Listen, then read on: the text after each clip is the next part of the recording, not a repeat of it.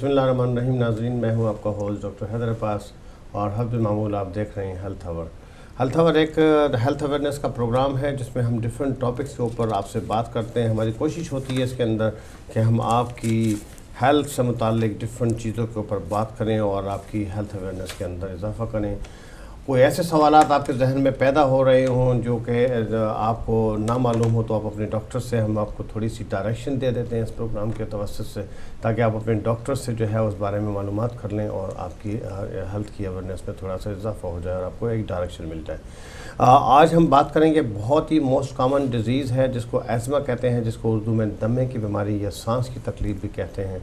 Asthma क्या होता है? एज़मा जो है वो बहुत ही ज़्यादा, चूँकि हम इंग्लैंड में यूके में रहते हैं, तकरीबन 5.4 मिलियन यूके के अंदर जो है वो एज़मा की ट्रीटमेंट जो है वो रिसीव कर रहे हैं। कहते हैं कि ये बच्चों के अंदर 1 in 10 यानी हर 10 बच्चे में से एक बच्चे को एज़मा की तकलीफ़ होती है और बड़ों में हर 12 में से एक को एज़मा या दमे की तकलीफ़ होती है। एज़मा जो है पूरी डेवलपमेंट कंट्रीज़ में सबसे ज़्यादा डायग्नोसिस एज़मा की और प्रीवेलेंस जो है यूके के अंदर as compare to other development countries बहुत ज़्यादा है, और एज़ कम्पेयर टू यूरोप और इंटरनेशनल कंट्रीज़ में यहाँ इसकी प्रीवेलेंस बहुत ज़्यादा पाई जाती है। इसकी क्या असबाब हैं इसका तो इतना ज़्यादा मालूम नहीं मुझे, क्योंकि जो देखी हैं, लेकिन आज हम बात करेंगे इन पे सब सवालों का जवाब लेने के लिए कि दमा क्या होता है जी, इसके अलावा और सांस की तकलीफ़ होती हैं, इसके क्या असबाब होते हैं, अगर आपको सांस में दिक्कत हो रही है तो और कौन सी बीमारियां आपकी इससे मुतालिक हो सकती हैं, और जनाब दमे के क्या असबाब होते हैं, वो कौन से लोग हैं जिनको दमा होने का ख़तरा होता है, ये रिस्क फैक्टर्स के ऊपर है। इन सब सवालों का जवाब लेंगे। हमारे साथ स्टूडियो में तशरीफ़ रखते हैं एमरजेंसी मेडिसिन के कंसल्टेंट डॉक्टर ताहिर नकवी साहब। ताहिर साहब का इंतहाई मशकूर है कि आप बर्मिंघम से तशरीफ़ लाएँ हैं ख़ास तौर से इसी प्रोग्राम के लिए, और डॉक्टर साहब की बड़ी खदमात है, वहाँ भी चैरिटेबल काम काफ़ी कर रहे हैं बर्मिंघम के अंदर, और हमारे इस प्रोग्राम में भी जब डॉक्टर साहब के पास टाइम होता है तो ज़रूर तशरीफ़ लाते हैं। डॉक्टर साहब, आपको मोस्ट वेलकम कहते हैं प्रोग्राम के अंदर। बहुत बहुत शुक्रिया आपका कि आप तशरीफ़ लाएँ। सबसे पहले हिदायत टीवी के तमाम नाज़रीन को मेरी तरफ़ से मुबारकबाद, और आज के अज़ीम दिन उस अज़ीम हस्ती यानी हमारे इमाम ज़माना हुज्जत अलैहिस्सलाम की विलादत बासादत सब लोगों को मुबारक हो। आपका बहुत बहुत शुक्रिया कि आपने मुझे इस प्रोग्राम में मदऊ किया, और आपके जो सवालात हैं इंशाअल्लाह हम उसको कंटिन्यू करेंगे अभी और उन सवालों के जवाब देंगे। उससे पहले मैं एक छोटी सी ये गुजारिश करना चाहता हूँ कि हमारा जो ये प्रोग्राम है ये मेडिकल इन्फॉर्मेशन का प्रोग्राम है। हम इसमें एक जनरलाइज लोगों को इन्फॉर्मेशन देते हैं, ये मेडिकल एडवाइस का प्रोग्राम नहीं है। हर शख्स को बेस्ट एडवाइस जो है वो उसके अपने हालात के मुताबिक उसका जीपी दे सकता है। तो हम अमूमी जो अलामात वगैरह हैं दमे की उसके मुतालिक बात करेंगे। मेडिकली स्पीकिंग हम इसको कहते हैं कि ये जो है ये क्रॉनिक रिवर्सिबल एयरवे डिज़ीज़ है। क्रॉनिक यानी एक बीमारी जो कि दायमन रहती है, और लोअर एयरवे यानी जो सांस की नालियों का जो निचला हिस्सा है वो इससे मुतासर होता है, और ये जो बीमारी है ये ऑन एंड ऑफ रहती है। कभी इसकी जो अलामात हैं वो कभी ज़्यादा हो जाती हैं, कभी कम हो जाती हैं, कभी कम हो जाती हैं बहुत ज़्यादा। इतनी कम के इलाज जो है वो कम किया जा सकता है या तकरीबन रोका जा सकता है, और इन तमाम अलामात को जो है वो मॉनिटर किया जा सकता है बहुत आसानी से, बहुत सादा तरीके से अपने घर पर बहुत छोटे छोटे टेस्ट करके, या जो आम तौर पर जो पीक फ्लोमीटर्स वगैरह हैं उनको इस्तेमाल करके इन तमाम अलामात को कंट्रोल किया जा सकता है। वजूहात ग़ालिबन आपने मुझसे पूछी। हाँ, मैं पूछूंगा डॉक्टर साहब कि ये दमा आपने बड़ा अच्छा डिस्क्राइब किया कि दमा क्या होता है, इसके क्या असबाब होते हैं। मैं पूछूंगा ये इससे पहले कि इसके असबाब के ऊपर आए, वो कौन से लोग हैं वो जिनको रिस्क फैक्टर्स, या कौन से ऐसे रिस्क फैक्टर्स हैं जिनकी वजह से लोगों को सांस की बीमारी या दमा होने का रिस्क होता है? अच्छा, दमे में एक्चुअली होता क्या है कि सांस की जो नालियाँ होती हैं वो कुछ चीज़ों को जब वो एक्सपोज होती हैं या कुछ चीज़ें जब वो सांस में जाती हैं तो उसके नतीजे में सांस की नालियाँ जो हैं वो सिकुड़ जाती हैं। ठीक, वो सिकुड़ भी जाती हैं, और सिकुड़ने के साथ साथ वो बहुत ओवर रिएक्टिव हो जाती हैं, यानी बहुत छोटा सा उनको कोई स्टिमुलस मिलता है तो वो उस पर रिएक्ट करती हैं, और उनके अंदर थोड़ा सा एडिमा, सूजन और इन्फ्लेमेशन हो जाती है अंदर। तो ये कुछ लोगों में ज़्यादा क्यों होता है, कुछ लोगों में कम क्यों होता है, इसकी ये एक बहुत लंबी बहस है। जो कॉमन चीज़ें हैं जिनसे लोगों को होता है, उसमें मैं मेनली सबसे पहले 2 चीज़ें देखता हूँ, एक ऑक्यूपेशनल और एक नॉन ऑक्यूपेशनल। ठीक। ऑक्यूपेशनल जो हैं वो तो तकरीबन 200 के करीब ऐसी चीज़ें हैं जिनको कि अगर इंसान ड्यूरिंग ऑक्यूपेशन या ड्यूरिंग वर्क अगर एक्सपोज हो तो उससे जो है वो उसको दमा हो सकता है। मसलन आम लोग ये बात समझते हैं, वार्निश है, पेंट है, पेट्रोल पंप पर जो लोग काम करते हैं, जो पेट्रोल के फ्यूम्स को एक्सपोज हो जाते हैं वो हैं, जो लोग वेल्डिंग करते हैं, स्मोल्डरिंग आयरन्स हैं वो हैं, बेकरी में जो लोग ग्लूटेन वगैरह को एक्सपोज होते हैं, आटे को एक्सपोज होते हैं वो हैं। तो ये तमाम वो छोटे छोटे स्टिमुलस हैं जहाँ मसाले पीसे जाते हैं, जी, जहाँ मसाले वगैरह पीसे जाते हैं वो हैं। तो ये जो चीज़ें हैं आम तौर पर जब कोई भी सांस की नाली इनको एक्सपोज होती है तो वो उसके जवाब में सिकुड़ जाती है। अच्छा, नॉन ऑक्यूपेशनल बहुत सारे दूसरे ऐसे स्टिमुलस हैं जिनके नतीजे में जिनको एक्सपोज होने के नतीजे में सांस की नालियाँ सिकुड़ जाती हैं। मसलन ठंडी हवा है, आप देखते हैं कोई शख्स घर से बाहर निकला, अचानक उसके मुंह पर ठंडी हवा लगी और उसको एक खांसी का ठसका हो गया। इसी तरह स्मोकिंग है, बहुत कॉमन है कि लोग किसी ने सिगरेट पी और उसके बाद उसको जो कहते हैं कि सिगरेट उन्होंने एक कश लिया और उनको दमे का जो था वो दौरा पड़ गया। तो धुआं है, स्मोक है, स्मोकिंग के अलावा भी जो आम स्मोक जो है वो है। तो ये वो चीज़ें हैं जिनसे कि आम तौर पर लोग रिएक्ट करते हैं। लेकिन पूरी दुनिया में जो सबसे कॉमन स्टिमुलस है वो जो हाउस डस्ट माइट है, यानी जो घर में जो गर्दा जमा होता है उसके अंदर एक छोटा सा जो कीड़ा है, उससे जब लोग एक्सपोज होते हैं तो उनकी सांस की नालियाँ उससे अफेक्टेड होती हैं। तो हाउस डस्ट माइट जो है ये बहुत कॉमन कॉज है। और पेट्स, मसलन आपने देखा होगा कि ऐसे बच्चे हैं जो कि कैट से, जब बिल्ली के बाल हैं वो अगर बिल्ली घर में रखी जाए तो उससे बच्चों को जो है दमा हो जाता है। तो जीपी हमारे जो दोस्त हैं वो बताते हैं कि ऐसे पेशेंट आए कि जी 2 महीने से हमारे बच्चे को दमा है। जब उन्होंने बहुत डिटेल हिस्ट्री ली तो पहले जी 2 महीने पहले इन्होंने एक जो था वो बिल्ली पाली थी, डॉग रखा था, बिल्ली पाली थी। तो पेट्स से भी जो हैं वो एलर्जीज़ बहुत, पेट्स से भी जो एस्मा है बहुत कॉमन है। ठीक है। नाज़रीन, जैसे कि आपको मालूम है कि हमारे ये प्रोग्राम जो है इंटरेक्टिव प्रोग्राम है। हम टेलीफोन लाइन जो हैं वो खुला चाहती हैं। दमे से मुतालिक, एस्मा से मुतालिक, अगर आपकी फ़ैमिली में किसी को सांस की तकलीफ़ है या दमे का अटैक्स है या उससे मुतालिक अगर कोई आप सवाल जनरल मालूमात के लिए पूछना चाहें ज़रूर सवाल कीजिए, ताकि हम आपको एक डायरेक्शन दे दें, ताकि अपने जब आप डॉक्टर के पास जाएँ, स्पेशलिस्ट के पास जाएँ तो आपके जहन में वो सवालात हों कि आपने क्या पूछना है और आपको मालूमात में थोड़ा सा इजाफा हो जाए। तो ज़रूर टेलीफोन मिलाइए। इसके साथ साथ जो है वो जैसे डॉक्टर साहब ने बड़ी तफसील से बताया कि सांस की दमे में होता क्या है, दमे के अंदर सांस की आपकी बीमारियों के अंदर बेशुमार इसके रीज़न्स होते हैं और उसके डिफरेंट जो है ट्रिगर फैक्टर्स होते हैं, रिस्क फैक्टर्स होते हैं। कुछ जेनेटिकल भी होता है, आपका दमे की बीमारी फैमिली में भी चलती है। अगर आपके दोनों पेरेंट्स को हो तो चांस है कि आपको जेनेटिकल वो जीन जो आप लेकर आ रहे हैं उसकी वजह से आप प्रीडिस्पोज होते हैं। वो बच्चे ख़ास तौर से जो अंडरवेट पैदा हुए या प्रीमेच्योर बच्चे पैदा होते हैं उनमें आगे चल के लंग्स की बीमारियों का होना काफ़ी कॉमन होता है। तो ये वो सारे रिस्क फैक्टर्स हैं जिसकी वजह से दमे वगैरह होने का आगे चांस होता है। डॉक्टर साहब ने बड़ा बताया आपको कि पोलिन्स वगैरह, इसके अलावा जैसे कि हे फीवर का सीज़न होता है, आजकल चल रहा है फरवरी से लेकर अगस्त तक, उसमें बेशुमार एयर पोलिन्स होते हैं जिसकी वजह से दमे में ट्रिगर फैक्टर्स होने के लिए जिससे आपके दमे के अटैक होने का ख़तरा होता है।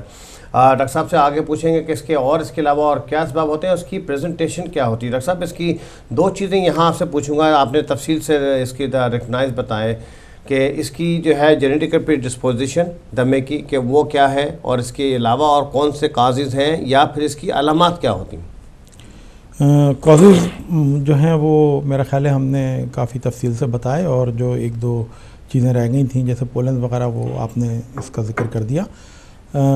अलामात, इसमें 2 किस्म की अलामात होती हैं। एक बहुत आम अलामत है कि लोग कहते हैं कि जी हमें जो है हमारा सीना जो है वो जकड़ा हुआ है, हमें सांस लेने में तकलीफ़ हो रही है। सॉरी डॉक्टर साहब, आपको इंटरप्ट करूँगा, एक कॉलर हमारे साथ आ चुके हैं तो कॉल ले लेते हैं फिर आपकी बात कंटिन्यू। अस्सलाम वालेकुम। हेलो, शायद आपकी कॉल जो है वो कट गई है, दोबारा कॉल मिला लीजिए। हम लाइव हैं, अभी प्रोग्राम का टाइम मौजूद है तो ज़रूर टेलीफोन दोबारा मिला लीजिए, इंशाल्लाह आपसे बात करेंगे। सॉरी डॉक्टर साहब, आप बता रहे थे अलामात की। जी, अलामात इसमें आम तौर पर लोग ये कहते हैं कि जी उनका सीना जो है वो जकड़ गया है, सीने में घुटन है, ठीक, सांस लेने में तकलीफ़ है, और ये वो लोग हैं जिनको कि आम जो एस्मा होता है वो है। एक और एस्मा जो कि बहुत कॉमन है जिसको हम कहते हैं कफ वेरिएंट एस्मा, उसमें जो है वो खांसी के दौरे पड़ते हैं लोगों को। सांस लेने में इतनी तकलीफ़ नहीं होती, लेकिन बहुत मुसलसल खांसी रहती है, और खांसी भी उनकी जो है वो अगर वो इतना गौर कर सकें या इतना वो गौर करें तो बहुत ज़्यादा ऐसा होता है कि खांसी भी किसी ख़ास स्टिमुलस के बाद होती है। जैसे फ़र्ज़ कर लें कि घर में जो है मसाला भुना जा रहा है या सालन भुना जा रहा है, तो उसमें उनको जो है वो खांसी हो जाती है। ख़ास तौर पर रात के वक्त उनको खांसी बहुत ज़्यादा होती है। रात के वक्त इसलिए क्योंकि रात के वक्त जो हमारी सांसों की जो नालियाँ होती हैं इनमें इनको जो एक टोन होती है जो कि इनको फैला के रखती है, तो रात के वक्त वो टोन जो है वो ऑलरेडी कम होती है। तो उस वक्त इनको अगर कोई भी स्टिमुलस मिले तो वो जो है वो उससे इनको खांसी का दौरा पड़ता है। ठीक, तो उससे ज़्यादा जो है रात को जो है वो स्पाज़म ज़्यादा होता है। जी, रात को तो खांसी, सांस में तकलीफ़ और चेस्ट टाइटनेस, ये मेन 3 इसके अलावा तो। जी डॉक्टर साहब, इसके अलावा ये बताएं कि अक्सर पाकिस्तान में मैंने देखा है ये कंसेप्ट है, मिसकंसेप्शन है बेसिकली, कि जी दमा जो है वो छूत की बीमारी तो नहीं। इसके ऊपर ज़रा हमारे नाज़रीन की अवेयरनेस करें, क्योंकि हमारा प्रोग्राम पाकिस्तान और इंडिया में बहुत ज़्यादा देखा जाता है। तो वहाँ अक्सर जब हम बचपन में हम छोटे होते थे तो अगर किसी को सांस की तकलीफ़ तो लोग घबराते थे, क्योंकि वहाँ टीबी वगैरह काफ़ी कॉमन है जो कि छूत की बीमारी है, लेकिन इसमें थोड़ी सी ज़्यादा रोशनी डालिएगा। नहीं, ऐसा बिल्कुल भी नहीं है। दमा जो है वो छूत की बीमारी बिल्कुल भी नहीं है। हाँ, ये है कि इसमें क्लस्टरिंग है, फैमिलीज़ में क्लस्टरिंग है, कम्युनिटीज़ में क्लस्टरिंग है, लेकिन वो जो क्लस्टरिंग है या एक जगह पर बहुत सारे केसेस आपको मिलते हैं, उनके पीछे दूसरी वजूहात हैं। वो ऐसा नहीं कि एक शख्स से दूसरे को लग जाता होगा, लेकिन फ़र्ज़ कर लें कि अब आपने पाकिस्तान की मिसाल दी, अब फ़र्ज़ कर लें कि एक घर है और वहाँ पर पीछे कोई ईंटों का भट्टा है और उसकी जो सारा जो धुआं है वो उस तरफ आता है, तो वो घर के सारे लोगों को जो है वो आएंगे आपके पास और उनको जो है वो कहेंगे कि जी हमें सांस में तकलीफ़ है। अब वो लोग ये समझेंगे कि जी एक से दूसरे को लग गया, लेकिन ऐसा नहीं है। तो एक से दूसरे को लगने वाली बीमारी ये नहीं है, ये इन्फेक्शस डिजीज़ नहीं है, ये एक से दूसरे को नहीं लगती। डॉक्टर साहब, यहाँ मैं थोड़ा सा डिफरेंशियल डायग्नोसिस के ऊपर आपसे बात करूँगा कि सांस की और भी बीमारियाँ होती हैं, जैसे कि क्रोनिक ऑब्स्ट्रक्टिव एयरवे डिजीज़ है, COPD है, ब्रोंकाइटिस है, ये और बीमारियाँ हैं।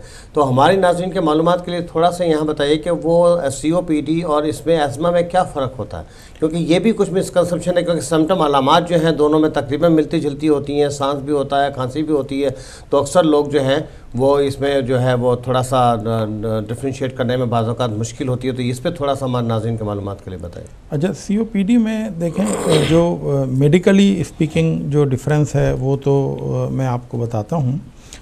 एक तो पहली बात तो ये है कि आमतौर पर COPD जो एक्यूट ब्रोंकाइटिस वाले जो लोग हैं या क्रॉनिक ब्रोंकाइटिस वाले जो लोग हैं वो आमतौर पर स्मोकर होते हैं। ठीक, उनको जो है वो स्मोकिंग की वजह से उनकी जो एयरवे हैं वो परमानेंटली ख़राब हो जाती हैं, और वो रिवर्सिबल एयरवे डिजीज़ नहीं है। यानी वो जब इन्हेलर्स वगैरह लेते हैं तो उनकी सांस की नालियाँ इतना अच्छी तरह फैलती नहीं हैं जितना कि एस्मा वाले जो हैं वो एक दफ़ा जब इन्हेलर ले लें या दवा ले लें तो उनकी सांस की नालियाँ जो हैं वो दोबारा से फैल जाती हैं, सुकड़ी भी होती हैं लेकिन दवा लेने के बाद फैल जाती हैं, जबकि COPD में ऐसा नहीं होता। COPD वाला शख्स जो है उसको जो है वो सांस की नालियाँ दोबारा नहीं फैलती हैं, और अगर फैलती हैं तो बहुत मामूली सा फैलती हैं। तो मेडिकली स्पीकिंग तो इसमें डिफरेंशियल डायग्नोसिस है, लेकिन मेरे अपने ख़्याल से पाकिस्तान में एस्मा और क्रॉनिक ब्रोंकाइटिस वगैरह में कोई बहुत ज़्यादा डिफरेंशिएशन आम लोग नहीं कर पाते।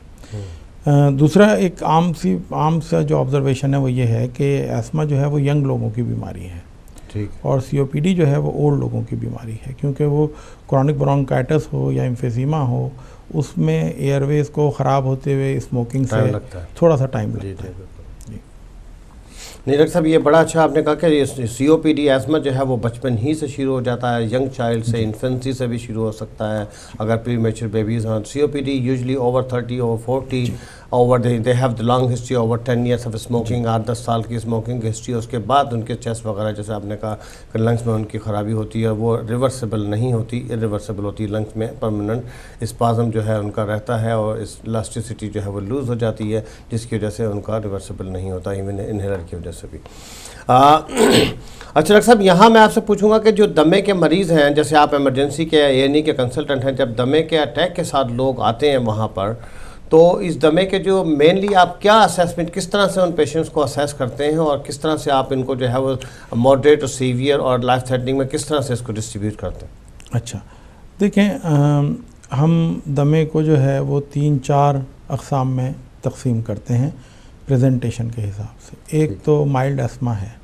माइल्ड एस्मा वाले जो हैं वो आमतौर पर एमरजेंसी में नहीं आते, वो जो हैं वो जीपीज़ के पास जाते हैं। अगर वो एमरजेंसी में आ जाएं तो वो डिपार्टमेंट्स जिनके साथ आउट ऑफ आवर्स जीपी या इन आवर्स जीपी मौजूद होते हैं, तो वहाँ पर उनको वो जीपी के पास भेज दिया जाता है। ठीक। उसके बाद जो है वो मॉडरेट एस्मा है, फिर जो है वो सीवियर एस्मा है, और उसके बाद जो है लाइफ थ्रेटनिंग एस्मा है। इसके लिए हम जो असेसमेंट्स करते हैं उसमें बहुत सिंपल असेसमेंट्स हैं, और आम लोग भी ये बात समझ लें कि एक बहुत आम सी चीज़ मैं बताऊं कि कोई भी शख्स या कोई भी बच्चा अगर वो इतना ब्रेथलेस है कि वो अपना जुमला एक जुमले में पूरी बात नहीं कर सकता, not able to complete full sentence, तो ये सीवियर एस्मा की एक निशानी है। ठीक है। अगर कोई बच्चा है और वो नॉट एबल टू फीड, आप इतना छोटा बच्चा है कि वो पूरा सेंटेंस बोलता ही नहीं, तो फिर अगर वो पूरी फीड अपनी एक दफ़ा में नहीं ले पाता है, पूरी फीड से मतलब एक गो में फीड नहीं ले पाता, not able to feed the child, ये भी एक साइन है सीवियर एस्मा का। ठीक। उसके अलावा हम उनका हार्ट रेट चेक करते हैं। जब शदीद एस्मा का अटैक होता है तो दिल की रफ्तार जो है वो बहुत तेज़ हो जाती है, क्योंकि दिल को भी जो है वो पूरी ऑक्सीजन नहीं मिल रही होती। तो हम ये देखते हैं कि इसकी जो दिल की रफ्तार है वो कितनी तेज़ है, और फिर हम ये देखते हैं कि उसके सांस की रफ्तार कितनी तेज़ है। ये 2 चीज़ें। उसके बाद जो है वो एक जो मैंने बात कही कि not able to complete the full sentence, एक पाइप जैसी चीज़ होती है जिसमें हम मरीज़ से कहते हैं कि इसमें जो है वो फूंक मारे, और उसको हम कहते हैं पीक फ्लो। फिर साहब एक कॉलर है, सॉरी आपको इंटरप्ट करूँगा, दोबारा एक कॉल ले लेते हैं, फिर आपके बात कंटिन्यू करेंगे। अस्सलाम वालेकुम। हेलो, अस्सलाम वालेकुम। आप लाइव हैं, अगर आपको हमारी आवाज़ आ रही तो सवाल कीजिए, और अगर आप जा चुके हैं तो दोबारा कॉल मिला लीजिए। हेलो। अच्छा चलें, आप सॉरी आपकी कॉल कट गई है, आप दोबारा कॉल मिला लीजिए, अभी लाइव हैं हम। तो सॉरी डॉक्टर साहब जी, कंटिन्यू कीजिएगा आप बात। जी, तो हम बात कर रहे थे एक पीक फ्लो का, आपको बता रहे थे जी। तो उसमें हम ये देखते हैं कि एक आम आदमी के अल्फाज में मरीज़ के फेफड़ों में कितनी ताकत है। तो वो एक लंबा सांस लेकर और उसमें फूंक मारता है, और उसमें एक छोटी सी सुई होती है, वो हमें बताती है कि ये कितनी दूर तक उसको पुश कर सकता है।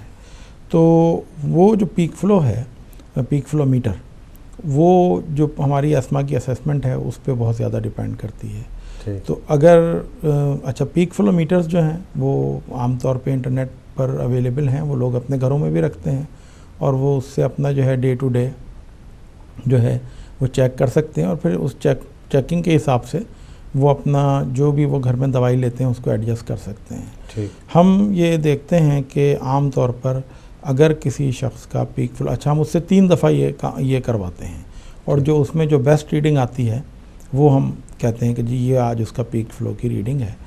तो 50% या इससे कम अगर किसी की पीक फ्लो है देन एक्सपेक्टेड, और then what he is normally doing at home, ठीक है, जो उसका नॉर्मल रहता है घर पे, अगर उससे कम है तो हम ये कहते हैं कि जी इसको सीवियर एस्मा है। अच्छा, उसके बाद जो सीवियर एस्मा से आगे जो एस्मा है वो फिर लाइफ थ्रेटनिंग एस्मा है। ठीक। और लाइफ थ्रेटनिंग एस्मा जो है, यानी उसमें जो है वो जानलेवा, आप उसको कहें कि वो जो है वो जानलेवा हो सकता है। वो जो एस्मा है उसको, उसके जो क्राइटेरिया हैं, इसको बताने में जो है वो फ़ायदे भी हैं और नुकसानात भी हैं। फ़ायदा तो इसमें यह है कि नाज़रीन को इन्फॉर्मेशन होनी चाहिए, लेकिन इसमें छोटा सा नुकसान ये मैंने देखा है कि अगर लोगों को ये पता चल जाए या वो इंटरनेट पे पढ़ लें तो उसके बाद वो आकर कहते हैं कि जी हमने घर पे असेस किया था, अभी इसको लाइफ थ्रेटनिंग नहीं था तो हमने सोचा कि हम घर पे इंतज़ार करते रहें। तो ऐसा नहीं है। तो लाइफ थ्रेटनिंग जो एस्मा है उसमें फिर उसमें स्टेज ऐसी आती है कि फिर दिल थक जाता है, इतना तेज़ नहीं धड़क पाता, तो फिर वो जो है हार्ट रेट उनका कम होना शुरू हो जाता है, बहुत कम, और सांस भी उनका जो है, अब उनके फेफड़ों में सांस लेने की ताकत नहीं रही तो उनका सांस का जो रेट है वो भी बजाय ज़्यादा होने के अब कम होना शुरू हो जाता है। फिर चूँकि उनके दिमाग को पूरी ऑक्सीजन नहीं मिल रही तो वो जो है कंफ्यूज होना शुरू हो जाते हैं, ड्राउजी हो जाते हैं, कंफ्यूज हो जाते हैं। उसके अलावा वो मरीज़ कहें या बच्चे जो हैं वो नीले पड़ना शुरू हो जाते हैं। तो ये जो अलामात हैं ये लाइफ थ्रेटनिंग एस्मा की हैं, और मैं तमाम नाज़रीन से ये कहूँगा कि इस नौबत के आने तक का इंतज़ार नहीं कीजिए, और अगर आपको ये ख़्याल है कि आपके मरीज़ को जो है वो सीवियर एस्मा हो सकता है तो उसको फ़ौरन जो है वो एम्बुलेंस कॉल कीजिए और अस्पताल में लेकर आइए। उसके अलावा भी कुछ अलामात हैं, मसलन पीक फ़्लो जो है वो 33% से भी कम हो जाए। लेकिन मैं एक बात कहता हूँ कि जब मरीज़ अस्पताल आता है कि जब उसकी हालत इतनी वो हो, ख़राब हो कि वो पीक फ़्लो कर ही ना सके या वो करने की पोजीशन में नहीं हो, या आप के जो डॉक्टर है वो देखकर उसको पीक फ़्लो कहे कि भाई पीक फ़्लो बाद में करेंगे, अभी तो इसकी जान बचाओ, तो ये जो हालत है ये भी मैं ये कहूँगा कि ये लाइफ थ्रेटनिंग एस्मा की एक अलामत है। अच्छा, एक और एस्मा की किस्म है जो कि बहुत मेरा ख्याल है कि बताना लोगों को ज़रूरी है, और उसको हम कहते हैं ब्रिटल एस्मा। और ब्रिटल एस्मा जो है ये बहुत ख़तरनाक एस्मा है, और ये जो लोग हॉस्पिटल्स में आने के बाद या उससे पहले जिनकी एस्मा में मौत हो जाती है उनमें बहुत सारे लोग वो होते हैं जिनको ब्रिटल एस्मा होता है। ब्रिटल एस्मा वो किस्म है जिसमें मरीज़ इतना शदीद उसको एस्मा का अटैक नहीं होता, लेकिन देखते ही देखते चंद मिनटों के अंदर 15-20 मिनट के अंदर अंदर जो है वो मॉडरेट एस्मा से एकदम लाइफ थ्रेटनिंग एस्मा में चला जाता है। ठीक। तो ये लोग जो हैं ये आम तौर पर वो लोग होते हैं जिनके लिए अगर वो पहले अटैक से बच जाएं तो उनको ये पता होता है कि हमें ब्रिटल एस्मा है, और वो जब एम्बुलेंस वगैरह बुलाते हैं तो उनको ये पता होता है कि पहले उनकी हालत इतनी ख़राब हुई थी कि वो सांस नहीं ले पाते थे, तो उनको जो है सांस लेने के लिए गले में ट्यूब डाल दी गई थी और उनको वेंटिलेटर्स पर रखा गया था। तो ये जो ब्रिटल एस्मा वाले जो लोग हैं ये बहुत ख़तरनाक किस्म का एस्मा है। डॉक्टर साहब, यहाँ हमारे एक छोटे से ब्रेक का टाइम हुआ है तो इंशाल्लाह आपसे कंटिन्यू करेंगे। नाज़रीन कहीं मत जाइएगा, हमारे साथ हमारा एक छोटा सा आप टाइम हुआ है ब्रेक का, और ब्रेक के बाद हम डॉक्टर साहब से पूछेंगे कि ये एज़मा की जो डॉक्टर साहब ने बताई हैं कि जो ख़तरात लाइफ थ्रेटनिंग टाइप्स बताई हैं एज़मा, ब्रेक के बाद हम डॉक्टर साहब से पूछेंगे कि एज़मा की ट्रीटमेंट क्या होती है, वो जो इन्हेलर दिए जाते हैं एज़मा के अंदर उनकी क्या इंपॉर्टेंस होती है। अक्सर मैंने देखा कि लोग जो हैं वो एज़मा के जो पाइप जो इन्हेलर्स हैं वो अक्सर जो हैं वो जब सिम्टम्स होते हैं तो यूज़ करते हैं। ये कितनी टाइप्स के इन्हेलर दिए जाते हैं, उनकी इंपॉर्टेंस क्या होती है, उनका इस्तेमाल करना कितना ज़रूरी होता है, और कब तक आपको इन तमाम पाइप्स को इस्तेमाल करना चाहिए और कब बंद करना चाहिए, इन सब सवालों का जवाब लेंगे इंशाल्लाह एक वक्फे के बाद। शुक्रिया बहुत बहुत, कहीं हो जाइएगा, हमारे साथ रहिएगा, एक छोटा सा ब्रेक, फिर मुलाकात होती है।